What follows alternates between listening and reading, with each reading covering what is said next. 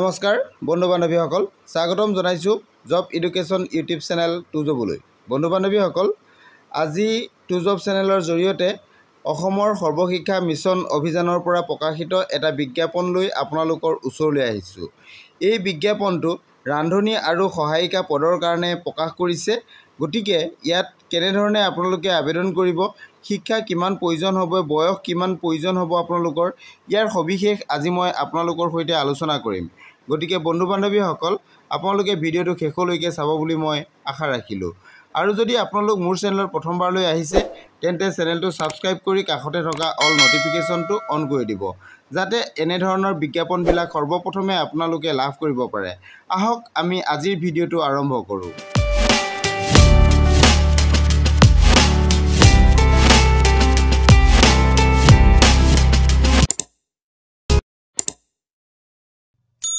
নমস্কাৰ বন্ধু বান্ধৱীসকল, আজি আপোনালোকলৈ অসম সৰ্বশিক্ষা মিছন অভিযানৰ এটা বিশেষ বিজ্ঞাপন লৈ আহিছোঁ। বিজ্ঞাপনটো আপোনালোকে নিশ্চয় দেখা পাইছে, এইটো যে অসম সৰ্বশিক্ষা অভিযান মিছনৰ পৰা এই বিজ্ঞাপনটো আহিছে।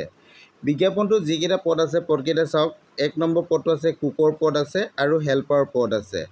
ইয়াতে আপোনালোকে নিশ্চয় গম পালে যে পদকেইটা যিহেতু সৰ্বশিক্ষা মিছনৰ পৰা আহিছে আৰু পদকেইটা হৈছে ৰান্ধনী আৰু ৰান্ধনীৰ সহায়ক, এই দুটা পদ আছে। ইয়াতে দুটা পদ আছে, এটা এটাকৈ আছে।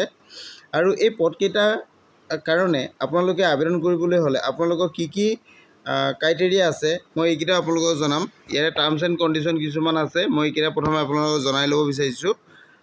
প্ৰথমতে আপোনাৰ আহিব এডুকেশ্যনেল কোৱালিফিকেশ্যন। এডুকেশ্যনেল কোৱালিফিকেশ্যনটো ইয়াতে ক্লাছ 8 পাছ হ'ব লাগিব আৰু বয়সটো আপোনালোকৰ ইয়াতে 45 ইয়াৰ্ছৰ ভিতৰত হ'ব লাগিব, এইটো কথা ইয়াতে উল্লেখ কৰা আছে। আৰু এই পদকেইটাৰ কাৰণে আপোনালোকৰ দৰমহাটো ইয়াতে কিমান দিব এইটো চাওক, ইয়াতে উল্লেখ কৰা আছে। দৰমহাটো ইয়াতে হ'ব আপোনালোকৰ 5,500 ৰুপিজ হ'ব। এইটো আপোনালোকে নিশ্চয় দেখিছে, 5,500 ৰুপিজ হ'ব। আৰু এই যে পদকেইটাৰ আছে, এই পদকেইটাৰ কাৰণে আপোনালোকে কেনেধৰণে আবেদন কৰিব? আবেদন কৰিবলৈ হ'লে আপোনালোকে ষ্টেণ্ডাৰ্ড ফৰ্মৰ সহায়ত আবেদন কৰিব লাগিব। যিসকল ইণ্টাৰেষ্টেড কেণ্ডিডেট তেওঁলোকে ষ্টেণ্ডাৰ্ড ফৰ্ম ল'ব। ষ্টেণ্ডাৰ্ড ফৰ্ম লৈ আপোনালোকে ফিল আপ কৰি আপোনালোকৰ যাৱতীয় নথিপত্ৰসমূহ লগত গাঁঠি দি আপোনালোকে নিৰ্দিষ্ট অফিচত জমা দিব লাগিব।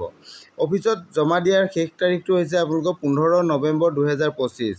গতিকে নৱেম্বৰ 15 তাৰিখৰ ভিতৰত আপোনালোকে জমা দিব লাগিব। আৰু ফৰ্মৰ লগত আপোনালোকে যিবোৰ ডকুমেণ্টছ দিব সেই ডকুমেণ্টছবিলাক চেল্ফ এটেষ্টেড হ'ব লাগিব আৰু 2 copy recent passport size photograph লগতে কণ্টেক্ট নাম্বাৰ, এইখিনি বস্তু আপোনালোকে ফৰ্মৰ লগত দিব লাগিব। আৰু লৈ ফৰ্মখন আপোনালোকে ফিল আপ কৰাৰ পাছত আপোনালোকে জমা দিব লাগিব। এইটো চাওক, office of the district mission coordinator. এইটো আপোনালোকে নিশ্চয় দেখিছে, সমগ্ৰ শিক্ষা, গোৱালপাৰা, ভালুকডুবি, পিন নাম্বাৰ 783101। এই এড্ৰেছত আপোনালোকে জমা দিব লাগিব। আপোনালোকে নিশ্চয় গম পালে ডিষ্ট্ৰিক্ট মিছন কোঅৰ্ডিনেটৰ যিটো অফিচ আছে সৰ্বশিক্ষাৰ, তাৰ গোৱালপাৰা, যিহেতু পদকেইটা গোৱালপাৰাৰ পৰা আহিছে, গতিকে আপোনালোকে সেই অফিচত গৈ ফৰ্মখন জমা দিব লাগিব। এতিয়া নিশ্চয় আপোনালোকে পদকেইটাৰ বিষয়ে সবিশেষ জানিব পাৰিলে। আৰু যদি অধিক তথ্য জানিব বিচাৰে তেনেহ'লে আপোনালোকে ইয়াতে এটা অফিচৰ ইমেইল আছে, এইটো ইমেইল নাম্বাৰ আছে আৰু এইটো কণ্টেক্ট নাম্বাৰ আছে, ইয়াতো আপোনালোকে যোগাযোগ কৰি ল'ব পাৰিব। ইয়াৰ সবিশেষখিনি এইখিনিয়ে আছিলে আজি ভিডিঅ'টো। আৰু কিবা জানিবলগীয়া থাকিলে আপোনালোকে মোৰ ভিডিঅ' শেষত কমেণ্ট কৰিব পাৰিব, তাতে কমেণ্ট কৰিলেও মই আপোনালোকক সহায় কৰিবলৈ চেষ্টা কৰিম। আজিলৈ ইমানেই, থেংক ইউ।